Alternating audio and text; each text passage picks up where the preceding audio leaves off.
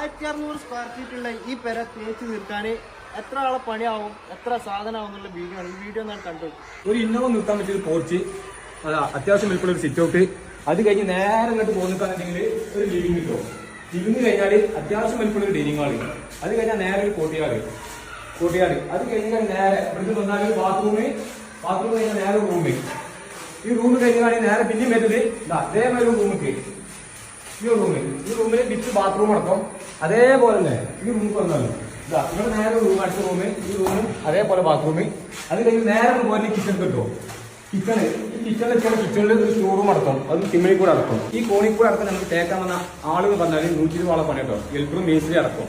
1600 square feet ഉള്ള ഈ പെരന്റെ ഉള്ളും പുറം മൊത്തത്തിൽ തേച്ച് തീർക്കാൻ 5 യൂണിറ്റ് എംസാൻഡ്, 80 ചാക്ക് സിമന്റ് കിട്ടും. ഈ അറിവുകൾ നിങ്ങളിലേക്ക് എത്തിക്കുന്നത് നടുക്കര പ്ലാസ്റ്ററിംഗ് ഇൻസ്റ്റിറ്റ്യൂട്ട്.